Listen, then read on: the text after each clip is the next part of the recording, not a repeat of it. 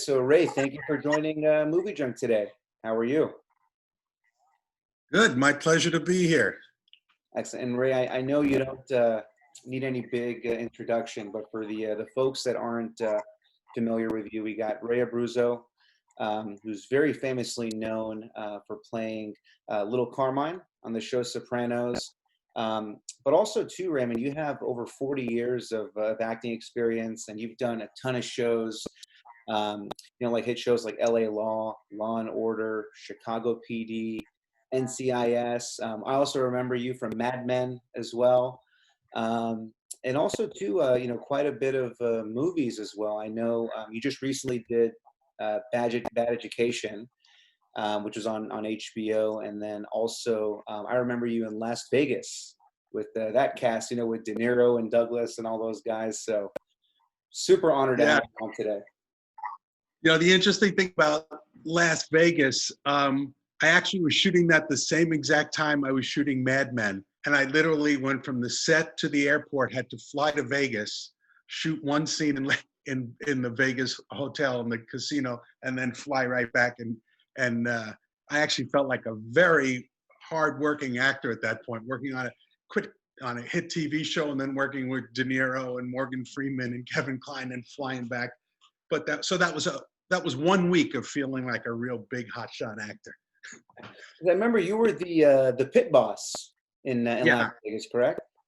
Yeah, there was supposed to be other scenes, but I was supposed to be in other scenes, but because I had to get back from Vegas, it ended up just being in that one scene. So there you go. I just wanted to get on camera with De Niro and Morgan Freeman and Kevin Kline at least once in my life.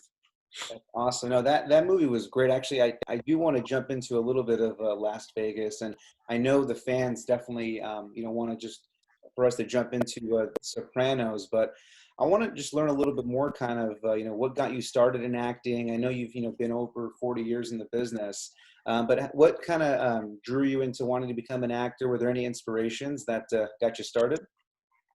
Well, I'll tell you exactly how it happened. It was my freshman year in high school, and there was early on you had to sign on for an extracurricular activity, and I wasn't sure I was going to do. And there was a day that every classroom was set up with a different club, whatever it was. And my friend was going to try out for the basketball team because he was tall. Another guy was going to try out for the band because he already played flute. I didn't know what I was going to do, and I was walking past the auditorium, and it said auditions today.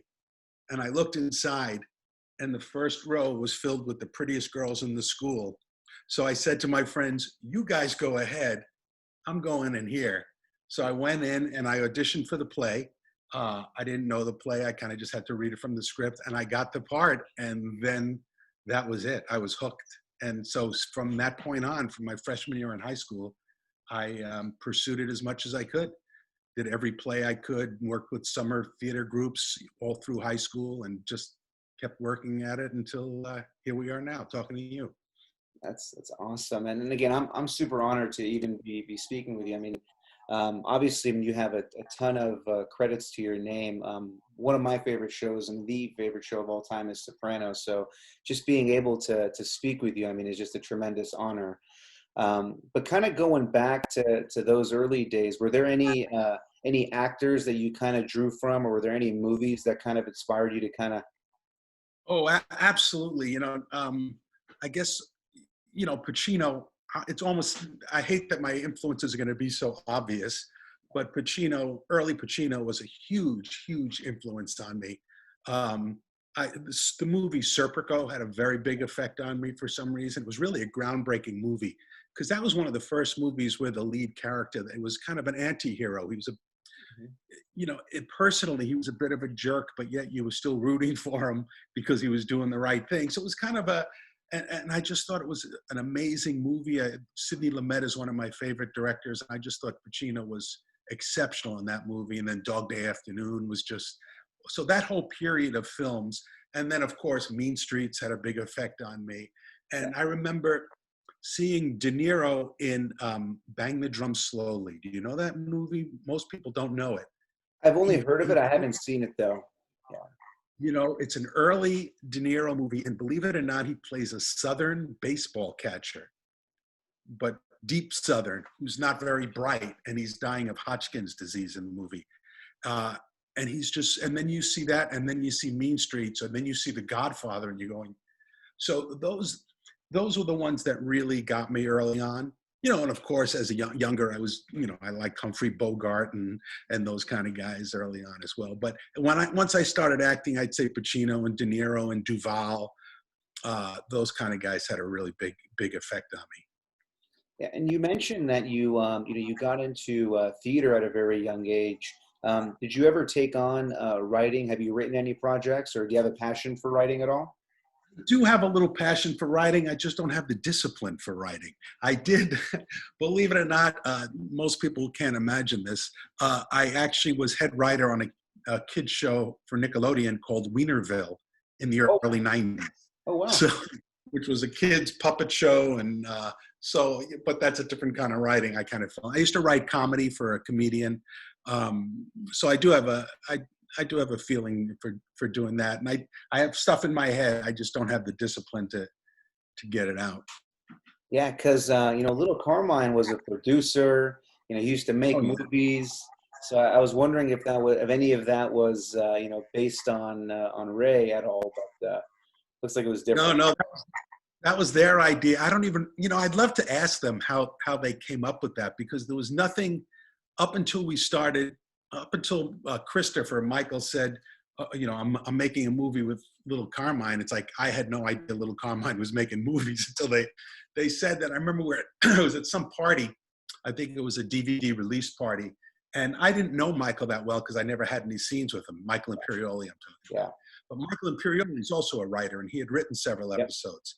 So he was always in the writer's room early on. He knew how stories were going to get developed.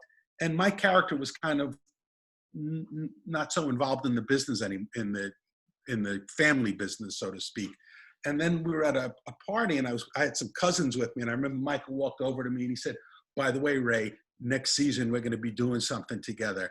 We're going to be making a movie." And I was like, and then he left and was like, had no idea what he was going to talk about. So I do want. If ever I get on Talking Sopranos, I'm going to ask him that question, because he had inside information. And I was wondering if that was just their way of keeping my character around a little, since I wasn't so involved in taking over as being boss. So whatever it is, I was grateful, because I thought it was a funny storyline. The whole Cleaver storyline, I think, was great.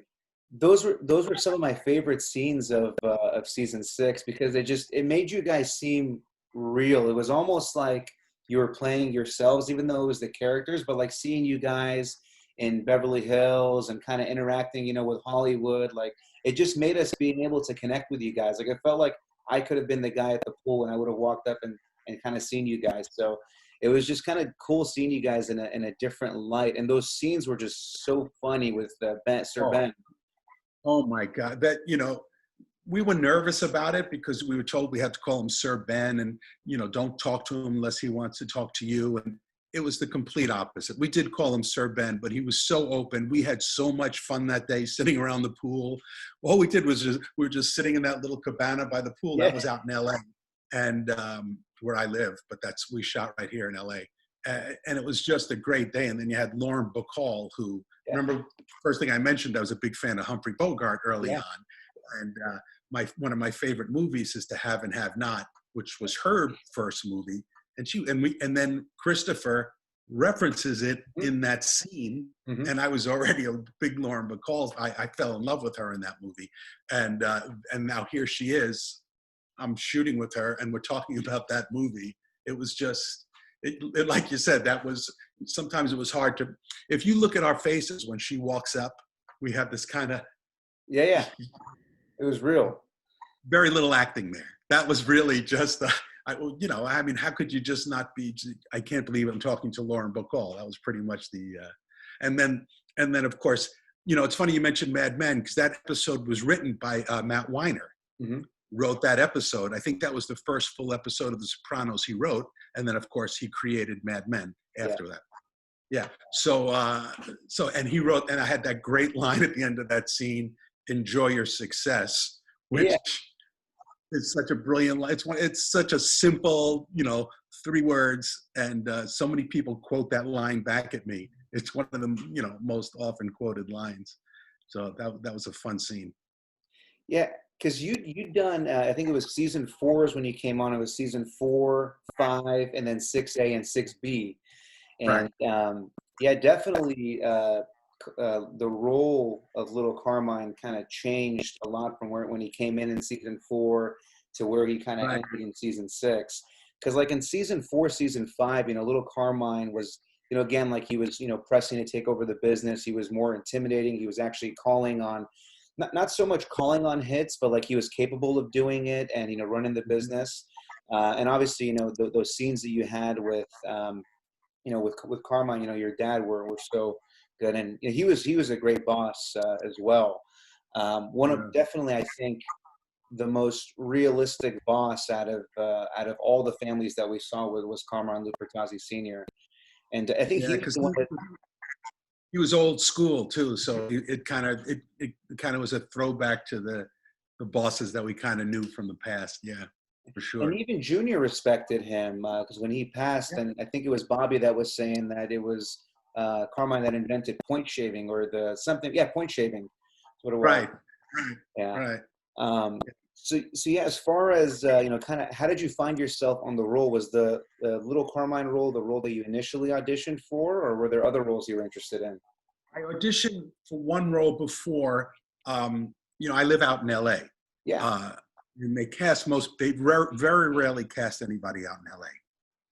But I had done a TV show, I don't know, 25, 30 years earlier called Pros and Cons. It was a guest star part on a show with Richard Crenner and James Earl Jones. But the writer on the show, it was his first writing job ever, was Frank Renzulli, who was a writer on the first season of The Sopranos. And he was a writing partner of Terry Winters. So when the show started, he kind of told Terry, oh, watch this episode of the first thing I ever did. So then Terry had me in mind because of that one guest star 30 years earlier. So they had me audition for the part of the guy that does the intervention for Christopher. Oh It was yeah. one scene. Right. Elias Cotillas does it, and he Yeah. does a great job. And I thought, I'd put myself on tape. And in those days, I can't believe it was so long ago, it was VHS tape. So you had to put yourself on tape and FedEx it by 4:30 to get to New York. So I did that audition and put myself on tape. And then a week later, they called me. They said, no, they're not going to use you for that, but they like you, so maybe something better. And, that's the classic line you hear when you don't get a part. That's Oh what your yeah. agent tells you when you don't get a part. Oh, no, they liked you, but maybe something in the future. And you always think, yeah, sure, I'll wait for that. But then about a week or two later, they called and they said, he wants you to read for the part of Little Carmine. So I thought, oh, well, that's great. And I read it and it said, Little Carmine, anything but little, upwards of 250 pounds, sweating profusely with a twitching eye. Oh And I wow. thought, well, I don't know. I don't think I'm going to get this. So so I actually called my agent. I said, I think there's a mistake here. He can't want me. They said, no, David Chase specifically after seeing your tape wants you to read for this role. So I thought I have to do something. So I purposely mispronounced Versailles. I said Versailles instead of Versailles Oh wow. in my audition. And apparently that was one of the little things that David Chase thought, okay, that's the guy. And it was only supposed to be a couple of episodes. They didn't know that Little Carmine was going to become a series regular. At first, it was just going to be those couple of episodes just to kind of bridge between Big Carmine and Tony. And then, the rest is history. Yeah, no, I mean, that obviously worked out. I mean, I definitely think you could have, I mean, obviously you've done really well during the intervention scene, but I think Elias was just perfect for that role Yeah, because he really was. Yeah, he had to look a certain way. And, Little Carmine, was a little more put together. He looked like a New York boss, underboss. So it, yeah, it yeah. worked out. It worked out for us that you ended up getting the Little Carmine role. Well, more than working out for you, it worked out for me. Oh, yeah. Absolutely. As Absolutely. opposed to one episode, I ended up being on till the very end. And I'm going to be honest, I mean, my favorite genre of movies are these mob movies and mob shows. And, I just kind of relate back to The Godfather and Casino and just the new movie, The Irishman. I don't think I've ever seen a character quite like Little Carmine. I mean, how did you? I mean, I know it was written, but I mean, some of that still has to be you. I mean, did you do anything creatively to kind of make that character Well, yours? um, it, it kind of just evolved. I think that first, they gave me a little hint for the audition. They said he uses big words and he thinks he's smarter than he really is. That was the first clue they gave me. Yeah. So that's what made me say Versailles instead of Versailles in the audition. And then there was a little kind of gesture thing I did. Oh, I remember in the audition, I said he's a bit of a poseur, if you ask me, and I did like a thing with my neck. And I remember Terry Winter, like a year later, told me, he said, when David Chase saw you doing that thing with your neck, he said, okay, that's the guy. And it was kind of just, saying the way I said poseur. So it kind of just evolved. And of course, then they wrote the brilliant malaprops that I had, Stagmeyer and all those. They just wrote those. And a little subtle thing, the thing about The Sopranos, there are so many mob characters, yet they're also individual. Mm-hmm. That was what's so amazing. They all have their little idiosyncrasies. And I remember after those first 2 episodes, I guess it was the beginning of season 5, they were making me a series regular now, and I went for a wardrobe fitting. And Juliet Peloska, I think it's her last name, she had my wardrobe set up, and I noticed cowboy boots and cowboy shirts and a cowboy belt. And I said, what's this about? She said, David Chase just wants you to wear cowboy boots and a cowboy belt from now on. And if you look, I wear them in every scene. Yeah. And they rarely focus on it. You only see the boots maybe in one scene. I think when we're editing Cleaver, my feet are up on the desk or something, and you see the boots. But I had the cowboy belt. And even in that Stagmeyer scene, I'm wearing kind of a Western shirt with snap, so it's very subtle. So it was just those kind of little idiosyncrasies that David Chase added. And then once you get the hints in the script, with the malaprops, you kind of just run with it, and it kind of just keeps building and building. So that's it. I just kept building on what they were giving me, and I guess they kind of liked it, and they built, and then it becomes what it is. It's a very organic process if you have good writing. Yeah. If you have good writing, the whole thing just kind of happens naturally. And plus, when you're working opposite somebody like Gandolfini, you just have to say your lines, and you're going to be pretty damn good. Yeah. I mean, do you have any, I mean, I'm sure there was a bunch, but I mean, was there a memorable James Gandolfini story that you could share? I have a million of them.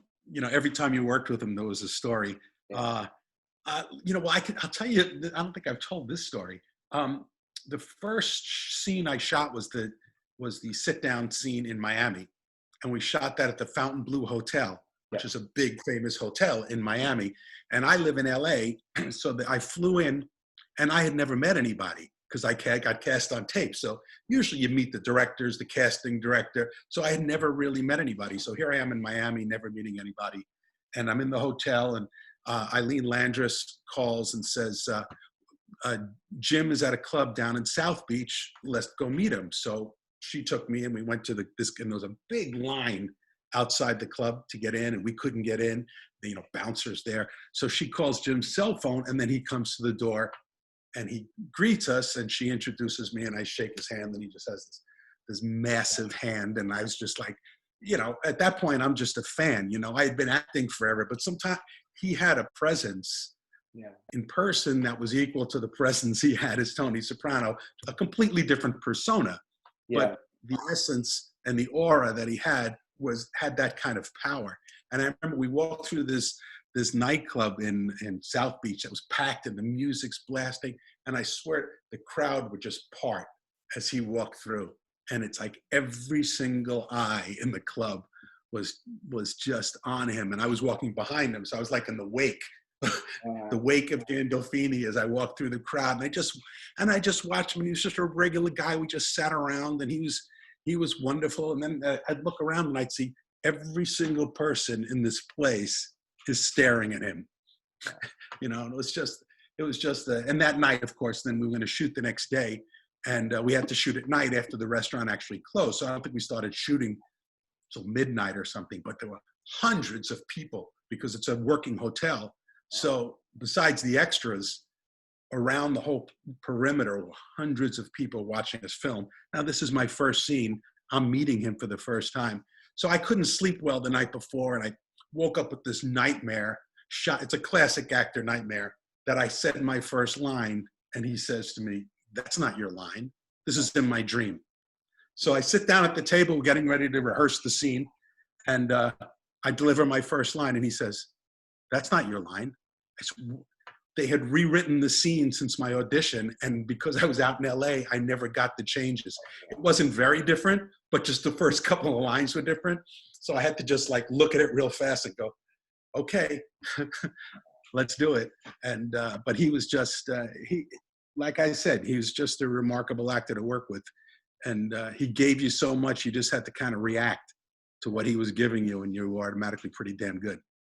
Yeah, no, I mean, a lot of your guys, the scenes between Little Carmine and Tony, there was a lot of, it was always over like a meal. You guys were always having dinner. It was always on like a golf course or like a restaurant. And there was always a story that, you know, Little Carmine would say, and then like Tony would just listen to him, and like you just know he didn't get it. But like, it's just great. Yeah, writing in those scenes were always really good, and those are what I really cherished. Those, because I was fortunate to have those one-on-one scenes with Tony, and there was a very, you know, I think that relationship was much more complex than people think. You know, I know they thought Little Carmine was, you know, an idiot. You know, they called him various names, but I think there was a kind of a respect. The image I always had, what I used for the two of them, I figured they were about the same age. His father was one of the bosses in New York. My father was the boss. I saw them as kind of like first cousins. You know, you have first cousins that you live far away from, but maybe on a holiday you get together and you're really, really close, and then you don't see them for 6 months. But because you're at a big family event or a picnic or something, you hang out with this one kid that's kind of your age. And I kind of felt that maybe that was the relationship that Little Carmine and Tony had over the years. You know, they probably knew each other from the time they were little kids, completely unrelated to the business. That was, you know, that was in my own head, but it kind of worked within those scenes, I think. Yeah, I mean, Little Carmine, I mean, technically, I mean, he didn't lose any power. I mean, anytime there was, he was always the broker between Jersey and New York, always. In every scene, even at the very end, the last scene, he was still the broker between what was left with New York and then with Jersey. So, I mean, and he actually, if you see, he gives the subtle nod to Butchie to go ahead and say it's okay to hit Phil. So, you know, reluctantly. That was your decision. Yeah, pretty much. Yeah. So, and of course he says, which is, I only have one line in that whole episode, which is, I was so glad I was in it, but I think it didn't have to be like this. Didn't have to be this way. Yeah. Is that it? Yeah. So I just love the simplicity of it. I think he had a bigger view of what the situation is than most of the guys. He wasn't as transactional as some of the other characters. I think he saw the big picture. I think that speech he says to Tony at the golf course about, you know, it's not about being boss, it's about being happy, I think really became his philosophy, because you said like the character developed, and I think ultimately that was what he came to after he saw the bloodshed, after he, you know, Lorraine was killed and Rusty was killed, and you know, he never really got the revenge for Rusty that he thought. I think he started to see the big picture, and he thought, you know what, I have enough money, I could be happy, I could just, you know, there are more important things in life. And I think he saw the bigger picture, and at the end, you know, you see how everything worked out. I think he probably ended up having the best life after the show. So yeah, I mean, who knows? For all we know, he may have slipped into being the boss. Maybe Butchie took over. We don't know. But going back to that scene, definitely, I mean, you feel that it had an impact on Tony, because Tony, even though he was trying to understand the message, but like you felt like it resonated, and it probably resulted into the decisions that he ended up making later on that season. But what I remember from that line is that, and I hope I'm not mistaken the scenes, but in that scene, you know, you ordered the Arnold Palmer, but before that, there it is. There it is. I point this to you, man. Perfect. I knew it. Go ahead. I want to hear what you have to say because I have a theory about the Arnold Palmer too. And I actually talked to Terry Winter about it recently. Go ahead. Yeah, because you had ordered a different drink and then you would switch it to the Arnold Palmer and you're like, I've always wanted to order them, but I never, think about it in the moment to actually order it. And you also ordered a salad. I'm forgetting which type of salad it was. So you ordered Cured ahi and mixed greens. That's what it was. So it's this and meal. The complete opposite of Tony, and that's the brilliance of Terry Winter writing the Arnold Palmer line, because I order. Tony's already mad at me. You could tell he's already. My first line, I think, is "You're not happy," something like that. Yeah. So when I order, I'll have the seared ahi and the mixed greens and an iced tea, and he says Philly cheesesteak, almost like he's putting it in my face. I'm not eating that. What you're eating. So then I see that he's having an Arnold Palmer. And whether I want one or not, the idea that Little Carmine's smart enough to find a commonality, I think. I think he does that to find the connection with Tony within that scene. It's subtle, but that's what I used in that particular moment when I order it. So that's why I'm drinking one with you right now. That's awesome. And that to me is probably my favorite Little Carmine scene, is that scene that you guys have, and that line, I always remember it. That's one of my favorite Little Carmine scenes. That's awesome. There's a lot in that scene. If you really peel that scene apart, it's very layered. And then there's another scene with Tony that's when I go to get him to go have to go to Phil, hat in hand on bended knee. And then he hits right. Yeah, right. That I wasn't expecting. When he did that, that was it. But in that scene, there's a lot of subtle stuff that goes on. If you notice, I think Carmine's very sincere when he says, if you need any help with AJ, I completely understand. Where the other guys, I think, do lip service to him just to say what they want to say, what the boss wants to hear.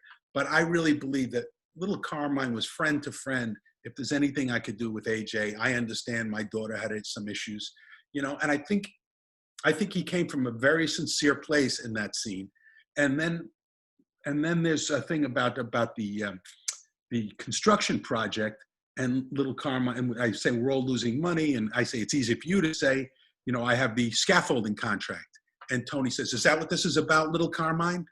And then Carmine says, come on, Tony, you know me better than that. And Tony completely backs down. Why? Because he does know Carmine better than that. He knows that Carmine's not here for the scaffolding contracts to get his money. He really sees the bigger picture. He really wants peace. He really wants Tony to make peace with Phil at this point. And it's for Tony's own good, and he gets Tony to admit at that point that that he was wrong. Yeah. He was wrong in what he did, that he went too far. Yeah, that scene where you guys both go to Phil Leotardo's house and, you're knocking on the door and he doesn't answer, and then Butchie comes in and he's up top. And Uncle Philly, my ass. Uncle Philly, my ass. Okay, speaking of ass, I'm going to tell you another little story about that scene. When I'm talking to Butchie at the door, Jimmy was right here over my shoulder, right? And I'm talking to Butch. Jim's hand off camera was on my ass. Oh, wow. He was just, while I'm talking, come on, Butchie, I just talked to him an hour ago, whatever. And Jim had his hand on my ass for one of those takes. And it was just like, okay, try to keep a straight face. That was a fun day. Yeah, I got to ask, because you did appear in the last episode, and I'm sure obviously you've seen the finale. What was your take on the finale? Do you think Tony was killed at the end with all the signs that were pointing towards it, or do you think it just cut to black? I think it just cut to black. My feeling, I always felt that it's kind of life goes on. That restaurant, we'd never seen that restaurant in the show before. And if you look around that restaurant, and the name of the episode is called Made in America. My personal feeling is that David Chase was explaining that this show was not just about the Sopranos family and the New York mob and everything. This was about America. And if you look at that, there's a trucker, there's a trucker sitting at the thing, and there's a guy with Boy Scout leaders, there's a young couple. It really was, that restaurant didn't seem New York and New Jersey. That restaurant was all of America in that restaurant. And then I got, my sense was that it goes to black. The camera was on Tony when it goes to black. So if anything had happened to him, we would have seen it, right? When it went black, my feeling is life is going to go on. He was at his, that was the most peace he had ever been with his family. Whenever you've seen the four of them together. Yeah. And here's another thing. AJ echoes something that Little Carmine said. He said something about, you always said something to me about, you know, finding the happy moments in life, that's what's important. I think that goes back to that golf course scene from the season before, you know, that, and I think, you know, maybe that stuck with Tony and he, so I get the feeling that life goes on. He's always going to have to watch the door, you know, always never knowing what's going to happen, never knowing if somebody's going to come from behind him, but he's just going to try to keep his family together and both families. And I just think life goes on. You know, he never wrapped up anything. David Chase never, I mean, we don't know where the Russian is, right? We don't know where anybody is. We don't know where Melfi's rapist is, right? Life goes on. That's what happens in life. I mean, how many times you have a really good friend and then all of a sudden you stop seeing them and you never see them again for the rest of your life. Life just goes on. You think things are going to be a certain way and they're not. So that was my feeling, and I'm sticking with it. No, that's a very good explanation. I mean, there's definitely cases for both sides, but I tend to agree with your side. You know, again, I think it is, yeah. People want the closure. They want to think, you know, if the guy had come out of the bathroom and popped Tony, all everybody would have said is, oh my God, what a Godfather ripoff. The guy goes into the bathroom, comes out, you know, it would have been a cliche at that point. I thought it was a brilliant choice. You know, this wasn't a TV show. This was a complex novel that David Chase wrote. And that's the way I looked at it. And, you know, very often you end a novel and you close the book and you would think, God, I wish there was more. You know, it's the, you know, novels don't always end with that neat little wrapped up package. And he never ended every season ended, people were going, oh, that was a ripoff. Now I got to wait a year. I don't know what happened. It didn't wrap up. He never wrapped anything up. Mm-hmm. You know, life goes on. This is America. Yeah. You know, the corruption, this is just a microcosm of what America is. And I think that was the message of what he was trying to say. Yeah. I know that that Matt Weiner had went on to create Mad Men, and then Terrence Winter went on to do Boardwalk Empire. Did you at all audition for any parts for Boardwalk? Did you get a I did. I auditioned for the, not Arnold Rothstein. What was it? Arnold Rothstein? What was the character's name? It was Rothstein, Meyer Lansky. Yeah, that character. Oh, cool. Yeah. I did audition for that, and I didn't get it. That guy was great. I can never remember his name, but he's in everything. He's in every movie ever made right now. Oh, so Arnold Rothstein character is the one that you auditioned for then? Yeah, He's a little bit older. Meyer was younger. Right. Yeah. So, that, and then Vinyl. You know, Terry did Vinyl too. Yeah. I don't think I auditioned for Vinyl. You know, living out in LA and they shoot those in New York, it was a little trick. It was always, you know, if it went, you know, Terry Winters, I don't see him often, but we get together every once in a while. Well, now with COVID, we talk on the phone every once in a while. But he's such a lovely guy. And it always seemed like if those shows went one more season, I would have been on them. Yeah. But that's the story of my life. So here I am. I want to be respectful of your time because I can ask you, you know, hours of Sopranos questions. And you know, obviously, you know, you did have, was it a few episodes of Mad Men? I remember one for sure, but I think it was 2 episodes. I think I did 3 episodes. 3 episodes. Yeah, 3 of, and that was an unusual character, but you know, it was fun to just go in there and do that character. And the only problem with doing the Mad Men was, you know, I usually keep my hair a little longer. This is COVID hair right now, mm-hmm. You know, but Matt said, oh no, I want him to have more of an old style haircut. So he shaved the back of my head, you know, really high, you know, and I just hated it. And of course I got like 3 jobs in a row right after that. So I had that stupid haircut for everything else I did at that period of time. I'll always blame Matt for that. But yeah. Awesome. Ray, I did want to get into a few questions that I got from the fans, and I promise, they're all good and appropriate questions. So the first question that I got, and we actually covered a lot of these during the interview, but what was your favorite Little Carmine line? Oh, I get that they really do change. But what's interesting is the line that gets quoted the most to me is your brother Billy, whatever happened there. Oh, yeah. That ended that meeting because whatever happened, because everything was going so well. And it's funny because Chris Caldovino is a friend of mine. We've become good friends, but we became friends after the show. And if you know, we never worked together ever on the show. But we're completely connected because he played Billy Leotardo. Same. But he and I are so connected from that one line, even though we never met at that point. But now we've become friends since because he lives out here too. So that line, I do love that line. Stagmire, I think is a we're in a fucking Stagmire. I mean, that's pretty great writing right there. Historically speaking, I had so many. It's hard to pick, but enjoy your success. And your brother Billy, whatever happened there. That one's a good one because it just set off. Oh my God! Everything. And even Tony was okay. Tony's trying to get it. Because I was this close. Everything was done. Right? Everything was done. The wire room, the no-show jobs, boom, boom, boom, boom, boom, boom. Your brother Billy, whatever happened. Yeah, that was so much fun to shoot that too. Yeah, that was a fun shoot. Yeah, we actually we did an interview with Chris Caldovino actually a few weeks back, and we mentioned obviously your character, and it was just awesome talking to him, just because he was also in Boardwalk Empire, and he had a big role as Tonino. But just a lot of references with your character towards Billy, but unfortunately there was no scenes together. And I know for him, he was mentioning that he was initially having a really small part, and then it ended up expanding to being the brother. Right. So that's crazy how some of these roles evolve. Yeah, it's a great thing. Well, even Patsy he died, and then they wanted to keep him on the show, and they made him as a twin.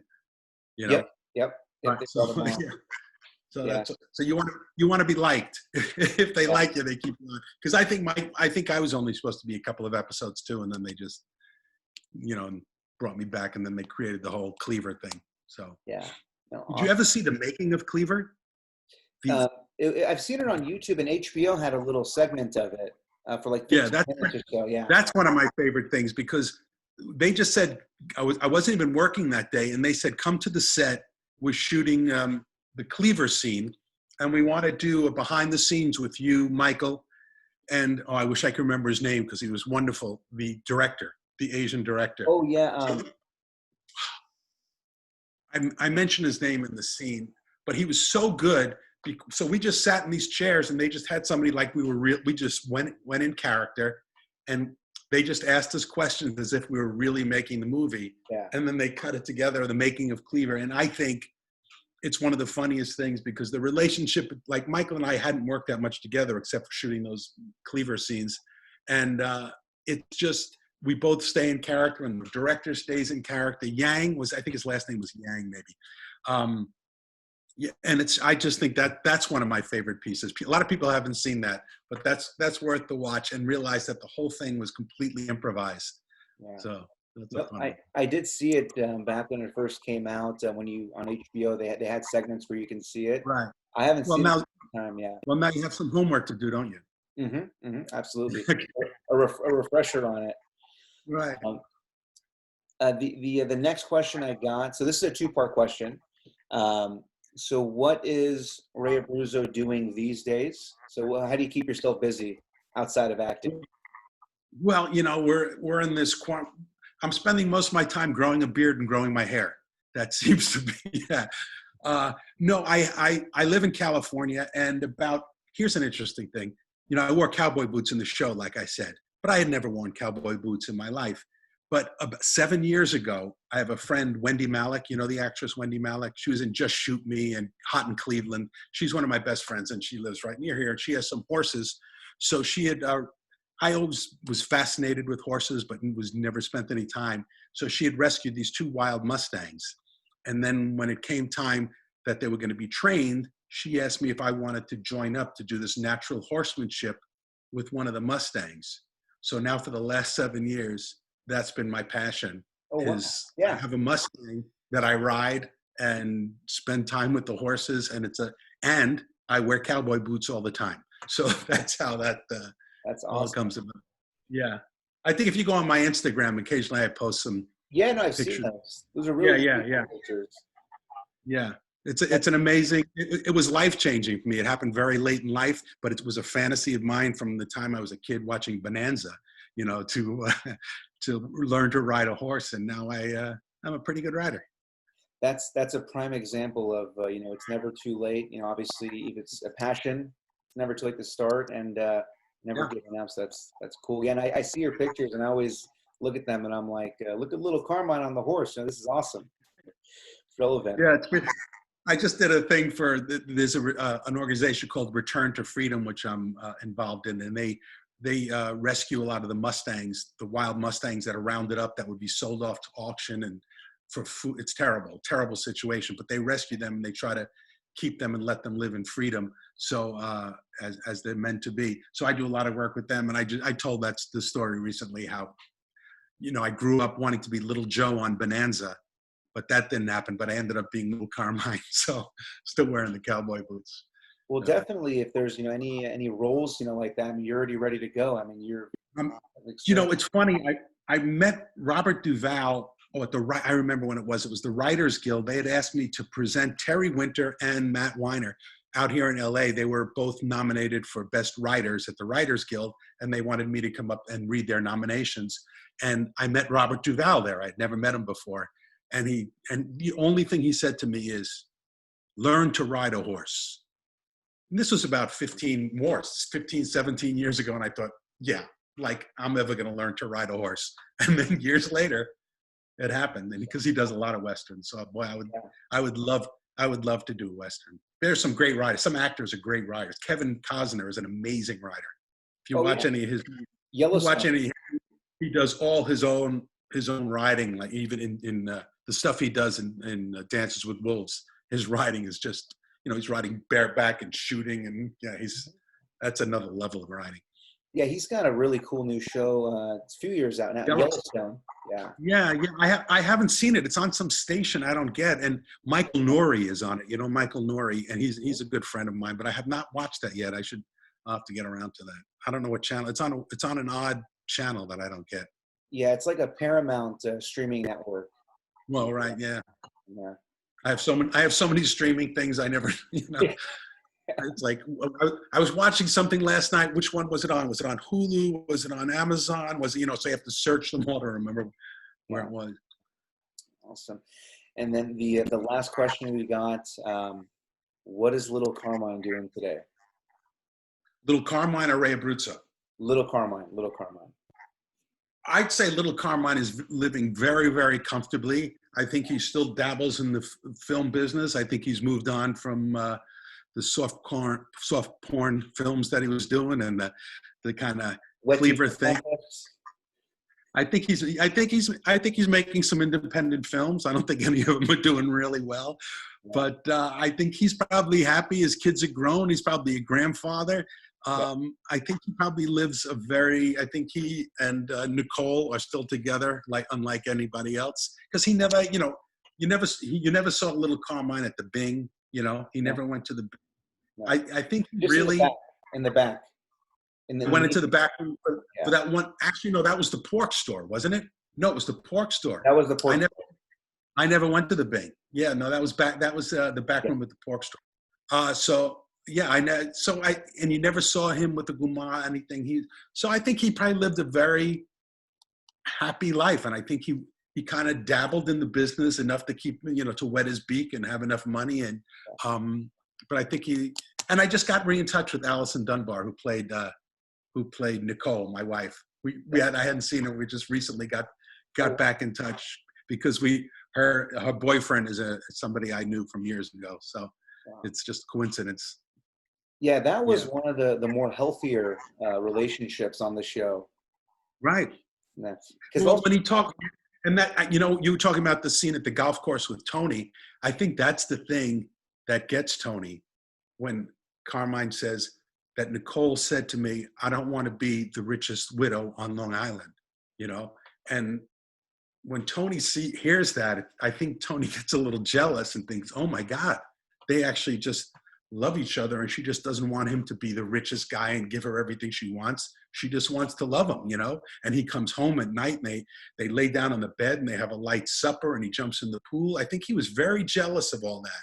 Yeah. And I think that you're right. I think that did color a lot of his moves, Tony's moves after that. But I think that dictates the kind of life that Carmine might have had after that. Yeah. I think you mentioned that you guys go in the jacuzzi naked. You go in the jacuzzi naked. Well, I came home. I have a little ritual. The kids were boarding school. I'm trying to remember the line. I come home, strip down naked, jump in the pool, go upstairs, the air conditioning. Yep. She brings me a drink, a light supper, and we just talk. And I think that made Tony very, very jealous. If you want, yeah. I think he probably would have wanted that kind of relationship, and he never had it, and that's kind of he was always searching. So. And obviously, there's the Sopranos prequel movie that's scheduled to come out next year. It got rescheduled for next year. Do you think there's a part for Little Carmine as a teenager, or are they mentioning? Well, I don't think. I don't know. A friend of mine had called me at one point and said her son was auditioning for part for that movie, and the character's name was Carmine, and he was a young kid, and I was wondering, or if it was just a coincidence, but I never found out. I haven't read the script. And of course, I haven't seen the movie. I imagine that it could be, but I really don't know. But I think it's called The Many Saints of Newark. I don't think there's that much about the New York, New Jersey connection in that. But everybody always asks me, am I in it? And I'm saying, how can I be in it? It's a prequel. Yeah. So unless that's, I thought, when I first heard about it, I thought, well, what if Carmine Sr.'s in it as a young man? Then maybe I could play Carmine Sr. Yeah. As a young man. That was my, because we're always looking for ways to work. Every actor always figures a way that how he's going to be in the next episode of something that he's in, or how to make his character expand. So that'd be cool, even if they can find a way to sneak in Paulie Walnuts somehow as I think some of the characters. I think there might be like a young Silvio might be in it. Yeah. I think some of those guys, but it wouldn't be the New York crew. But I think you might, because Tony is in it, so I think his friends might be some of those. I bet you do see some of those younger characters. I wouldn't be surprised, but I don't know. Awesome. And Ray, just lastly, do you mind sharing some of your upcoming projects that you have slated to come out? I don't have any. The last thing came out was Bad Education, that movie with Hugh Jackman, and I got to play Allison Janney's husband in that movie. Very different character than Little Carmine. That was the last thing I did. I mean, I think I've done a couple of independent films before the whole COVID thing happened. Before that I was doing a lot of theater. I try to do a play a year somewhere. But now theater, who knows when that's going to come back with this whole pandemic. It's going to be a long time before we could do a play. And I really missed that because, like I told you, my first introduction was doing a play in high school. And so I've tried to do as many plays as I can, one a year if I can. And I don't know when that's going to come back. But that's really what I want to get back to doing. So, but I just like working. So hopefully something soon. Yeah, no, we, definitely, I mean, as a fan, we can't wait to see, seeing Hollywood. It looks like it's slowly starting to kind of pick back up again. More in New York. I noticed some, I said I'm in LA, but some of my friends in New York are starting to work a little more because I think they handled it. They got hit quicker and kind of, I don't know where you are, but LA is still, the numbers are still rising a little, and people are shooting out of town. There's not that much going on directly here in LA just yet. So, but hopefully soon. Yeah, most of the filming that I've been hearing is taking place in like Atlanta. Right. I've been like the new Hollywood right now. Yeah. So looks like the East Coast started first. Ray, again, want to be respectful of your time. I really appreciate you coming on and, actually ended up talking a lot about my favorite show. And again, it was just a tremendous honor, and learned a little bit more around, obviously, yourself, the role, and obviously a little bit more in depth of some of your other roles that you're featured, and kind of what got you started in Hollywood. Just a tremendous honor to speak with you, and would love to do this again sometime, once your schedule permits again. It could happen again for sure. And I We'll give it appreciate the to question. Ken. And why don't you relax, pour yourself an Arnold Palmer, and enjoy your success. Will do. Thank you very much, and enjoy the rest of your evening. Okay, man. Pleasure. You too. Thanks a lot. Stay safe. Wear your mask. Vote. We will. Take care.